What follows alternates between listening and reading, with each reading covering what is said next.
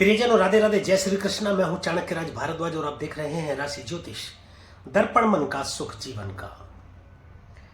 प्रियजनों, आज मैं उपस्थित हूं आपके सम्मुख मासिक राशिफल को लेकर के, और मासिक राशिफल के रूप में आज जिस माह के राशिफल की हम बात करेंगे प्रियजनों, वह है मई 2024। मई 2024 कैसा रहेगा सभी 12 राशि के जातकों के लिए, इसी पर मैं विस्तार से चर्चा करूंगा। कई घटनाक्रम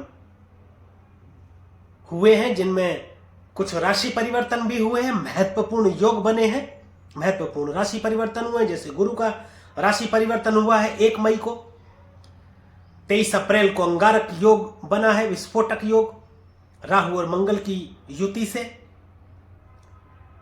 बुध मार्गी हो गए हैं, शुक्र अस्त अवस्था में आए हैं और गुरु भी अस्त अवस्था में रहेंगे। ऐसी बहुत सारी घटनाएं घटित हुई हैं, इसलिए बहुत ही ज्यादा महत्वपूर्ण रहने वाला है मई 2024 का राशिफल। और इस राशिफल के विषय में चर्चा करते हुए आज जिस राशि के विषय में मैं चर्चा करूंगा प्रियजनों, वह है राशि चक्र की प्रथम राशि मेष राशि। प्रियजनों, मैं बता दूं, ये मेरा राशिफल लग्न और चंद्र राशि दोनों पर ही आधारित है, दोनों ही इसे देख सकते हैं। इसको और तरीके से मैं स्पष्ट कर दूं कि यदि आपकी जन्म कुंडली के पहले घर या पहले भाव में 1 नंबर लिखा हुआ है तो आपकी मेष लग्न बनती है। ये वीडियो आपके लिए है। और आपकी जन्म कुंडली के जिस किसी भी घर या भाव में चंद्रमा विराजमान है, वहां पर 1 नंबर लिखा हुआ है तो आपकी मेष राशि बनती है। ये वीडियो आपके लिए भी है। तो प्रियजनों, मेरे साथ बने रहिएगा। मेष लग्न और मेष राशि के जातक वीडियो में अंत तक मैं बताऊंगा कैसा रहने वाला है मई 2024, और वीडियो के अंत में कुछ महत्वपूर्ण उपाय भी बताऊंगा जिनके माध्यम से ग्रहों की अशुभता से बचा भी जा सकता है। तो चलिए प्रियजनों, शुरू करते हैं। और सर्वप्रथम हम शुरू करेंगे गुरु से, हमेशा की भांति। गुरु आपकी राशि से गोचर करेंगे द्वितीय भाव में। 1 मई 2024 दोपहर 2:29 पर देवगुरु बृहस्पति का राशि परिवर्तन होगा और राशि परिवर्तन करके जाएंगे ये दैत्य गुरु शुक्राचार्य की राशि वृषभ में। जैसे कि धन भाव में बैठ करके आपकी वाणी को सौम्य करते हुए कुटुंब से संबंध बेहतर बना रहे हैं। कोई पैतृक संपत्ति आपको मिल सकती है, परंतु उसमें अब थोड़ी देरी हो सकती है। विवाह, संतान प्राप्ति के योग भी बनाते दिखते हैं यहां पर विराजमान रहते हुए। कार्य थोड़े विलंब से होंगे, परंतु होंगे जरूर। गुरु की दृष्टि की बात करें तो पहली दृष्टि गुरु की 6ठे भाव में जाएगी। 6ठा भाव प्रियजनों रोग, रिपु और ऋण का है। तीनों से आपकी रक्षा करते हुए उनसे मुक्त करेंगे आपको। रोग, कोई पुराना जटिल रोग जिससे आप जूझ रहे हैं, उससे मुक्ति मिल जाएगी, कर्ज से मुक्ति मिलेगी, और शत्रुओं से भी आपकी रक्षा करेंगे। सप्तम दृष्टि अष्टम भाव में जाएगी। आपके जीवन में कुछ परिवर्तन के योग बनाते दिख रहे हैं। अचानक से हो जाने वाली घटनाएं हो सकती हैं, दुर्घटना हो सकती है। पैसों के लेन देन को लेकर ससुराल पक्ष से कुछ तनाव की स्थिति हो सकती है। ज्योतिष विद्या की तरफ आपका रुझान हो सकता है। गूढ़ विद्या, गूढ़ रहस्य, तंत्र मंत्र आदि सीखने में आपकी रुचि हो सकती है। धार्मिक पुस्तकें पढ़ने में आपकी रुचि हो सकती है। धार्मिक यात्राएं आपकी बढ़ जाएंगी। नवम दृष्टि आपके कर्म स्थान में जाएगी, कर्म भाव में। कर्म भाव प्रियजनों वह जहां जाकर के आप कर्म करते हैं, यानी अपने जीविकोपार्जन के लिए जो भी कार्य आप करते हैं, चाहे आप नौकरी करते हैं, चाहे व्यवसाय करते हैं, कार्यालय बना रखा है, फैक्ट्री बना रखी है, या प्रोफेशन में है किसी में, जहां भी आप जाकर के कर्म करते हैं वह स्थान 10वां स्थान है। पिता से संबंध मधुर होंगे। राजनीति में कोई बड़े पद की प्राप्ति, बड़ी उपलब्धि, बड़ी जिम्मेदारी आपको मिल सकती है। व्यापार में सफलता मिलेगी। गुरु का यह गोचर अधिकतर सुखमय ही रहेगा। गुरु के बाद एक और बड़े ग्रह की बात करते हैं, शनिदेव की। शनिदेव प्रियजनों आपके लाभ भाव में स्थित हैं। बड़े बुजुर्गों का आशीर्वाद मिलेगा आपको। व्यापार में आशातीत सफलता मिलेगी। समाज में मान प्रतिष्ठा को लेकर कुछ कमी आ सकती है। समाज में किसी बात को लेकर आप थोड़ा अपमानित हो सकते हैं। यदि उसमें आप सावधानी रखेंगे तो इनके बुरे प्रभावों से बचा जा सकता है। शनि की तृतीय दृष्टि लगन में जाएगी। लगन प्रियजनों वह भाव होता है कि लगन आप खुद हो जाते हैं। लगन में कोई ग्रह बैठे या दृष्टि डाले, उसके ही गुण, स्वभाव और व्यक्तित्व आपके अंदर समाहित हो जाते हैं और उसी के जैसा आप व्यवहार भी करने लगते हैं। थोड़ी अहंकार की स्थिति आ सकती है, आप अहंकारी हो सकते हैं। इस पर आपको ध्यान देने की जरूरत है। शनिदेव की सप्तम दृष्टि पंचम भाव में जाएगी।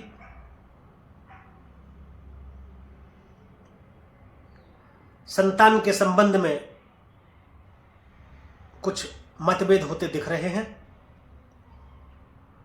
निवेश में आपको नुकसान हो सकता है, सोच समझ करके करें यदि निवेश करना चाहते हैं तो, या निवेश कर रहे हैं तो। राजनीति में तो बड़ी सफलता के संकेत आपको देते हैं ये, परंतु आपको एक सलाह ये दी जाती है, इस दौरान आप यदि अपना मकान बनाने का सोच रहे हैं तो मकान बनाने का विचार थोड़े दिनों के लिए टाल दें, जब तक कि शनिदेव यहां पर विराजमान है और आपके पंचम भाव को देख रहे हैं। कि यदि मकान बनवाना इतना ही आवश्यक हो तो अपने बेटे के नाम से बनवाएं, उसी के हाथों बनवाएं, तो वह सफल होगा। अन्यथा यह अत्यधिक कष्टकारी हो सकता है आपके बेटे के लिए। शनिदेव की दसम दृष्टि अष्टम भाव पर जाएगी। अचानक से हो जाने वाली दुर्घटनाएं, घटनाएं अष्टम भाव से देखते हैं। यात्राएं तो धार्मिक होंगी। गुरुदेव भी दृष्टि डाल रहे हैं। गुरुदेव और शनि की संयुक्त दृष्टि के चलते ज्यादा नुकसान की संभावनाएं नहीं बनती यहां पर, परंतु फिर भी यात्रा में या गाड़ी चलाते वक्त आपको सावधान रहने की जरूरत है। कोई चोट इत्यादि आपको लग सकती है, एक्सीडेंट वगैरह आपका हो सकता है। अब बात करेंगे प्रियजनों राहु की। राहु आपके 12वें भाव में विराजमान है। विदेश यात्रा हो सकती है।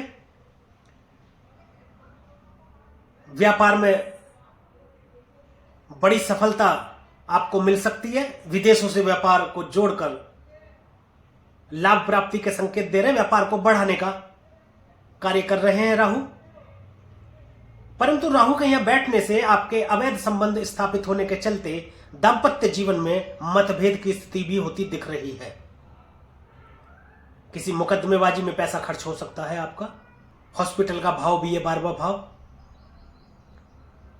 तो आपको कोई चोट चपेट के चलते भी हॉस्पिटल में एडमिट होना पड़ सकता है। वहां पर भी आपका खर्च हो सकता है, सावधान रहें। राहु की पहली पंचम दृष्टि चतुर्थ भाव में जाएगी। माता के स्वास्थ्य के प्रति सचेत रहें। परंतु आपको भूमि, भवन, वाहन की प्राप्ति होती दिख रही है। इन तीनों पर खर्च आपका होगा और बड़ा खर्च होगा, क्योंकि राहु को बड़ा चाहिए। किसी बहुत बड़े घर में जाकर के आप रह सकते हैं। नौकरी में परिवर्तन हो सकता है। यदि आप नौकरी कर रहे हैं तो हो सकता है आपकी पदोन्नति हो जाए, या उसे छोड़कर आप कोई और दूसरी नौकरी करने लगे, ऐसा भी हो सकता है। छठे भाव में दृष्टि डालेंगे सप्तम दृष्टि, तो शत्रुओं का नाश करेंगे, रोग रिपुरण का भी नाश करेंगे। जो कोई भी शत्रु आपसे यदि शत्रुता निभाने का प्रयास या प्रयत्न करता है तो वह अपनी ही परेशानी में उलझ कर अपना नुकसान कर बैठेगा, आपका कोई कुछ बिगाड़ेगा नहीं।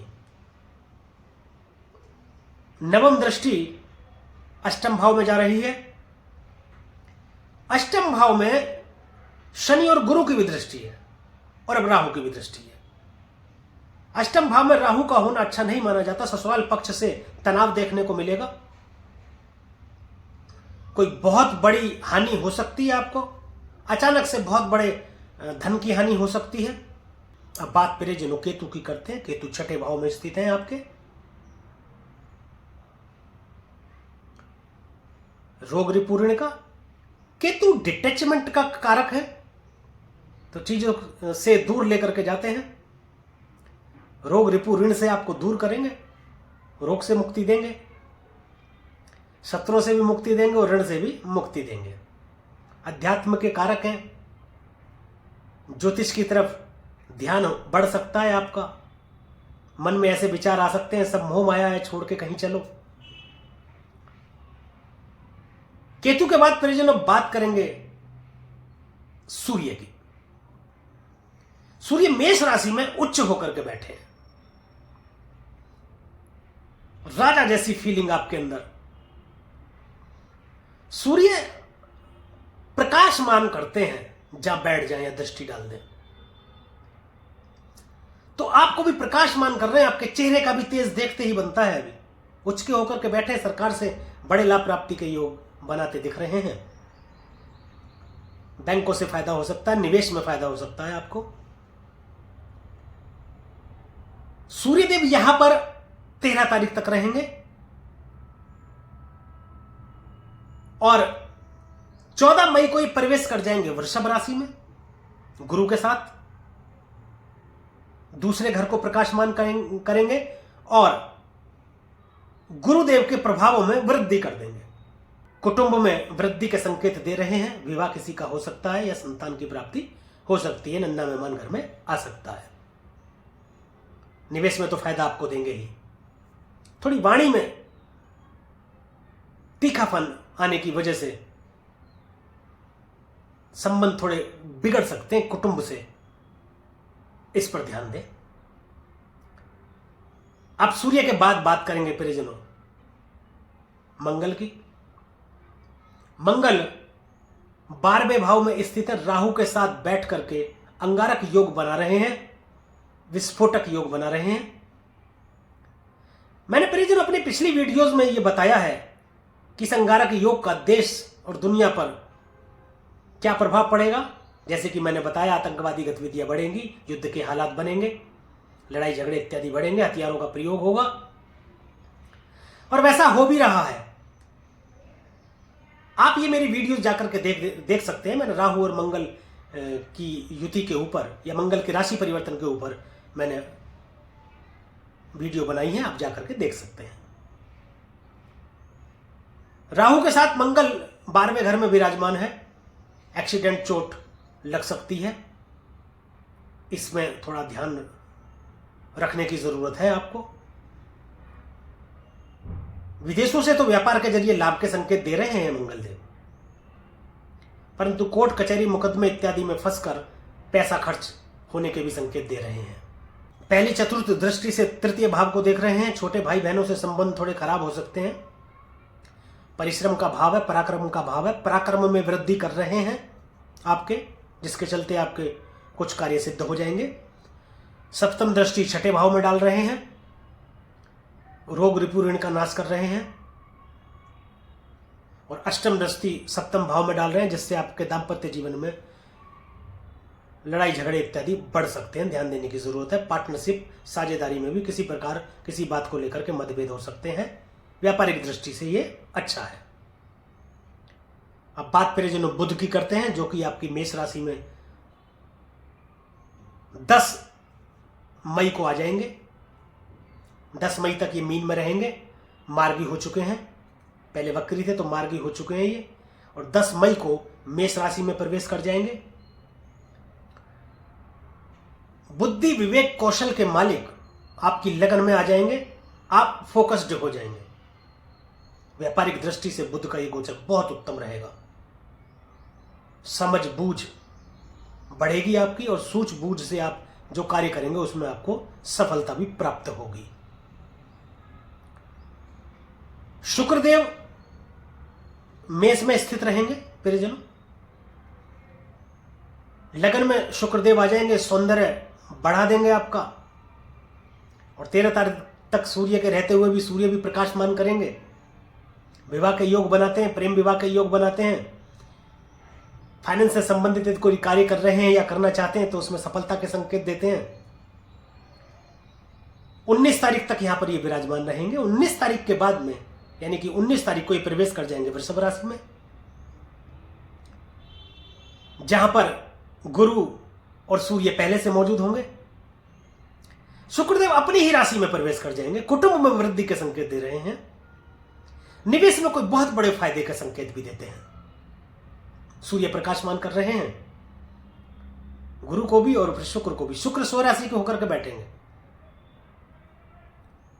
कामुकता की अधिकता हो सकती है आपके अंदर, जिसके चलते अवैध संबंध स्थापित हो सकते हैं। परंतु ऐसा हो जाने से आपके दाम्पत्य जीवन में थोड़ी कटुता आ सकती है, मतभेद हो सकते हैं। इसको ना करें, इस पर ध्यान दें। आप सावधानी रखेंगे तो ग्रहों के नकारात्मक प्रभावों से बचा जा सकता है। तो प्रियजनों, ये था मई 2024 का राशिफल मेष लग्न और मेष राशि के जातकों के लिए। कुछ उपायों की बात कर लेते हैं। अब रोजाना सूर्यदेव को तांबे के लोटे में जल भरकर 11 बार गायत्री मंत्र बोलकर जल दें। विष्णु सहस्त्र नाम का पाठ करें। दुर्गा सप्तशती का पाठ करें। दुर्गा पूजा आपके लिए अत्यंत लाभकारी। और गणेश जी की आराधना करें।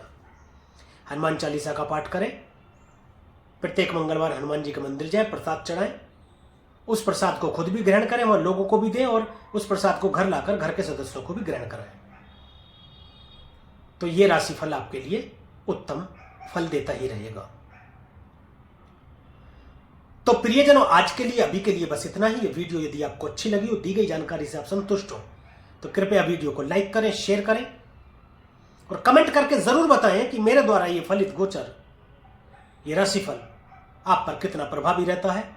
और YouTube चैनल को सब्सक्राइब करें तथा बेल आइकन बटन दबाना बिल्कुल भी ना भूलें, ताकि इसी प्रकार और भी महत्वपूर्ण जानकारियां आप तक समय पर पहुंचती रहें। अब मुझे दीजिए आज्ञा। मिलेंगे अगली वीडियो में। एक और राशि के विषय में चर्चा करेंगे, मई राशिफल 2024 की। तब तक के लिए प्रियजनों, राधे राधे, जय श्री कृष्णा। और आप देखते रहिए राशि ज्योतिष, दर्पण मन का, सुख जीवन का।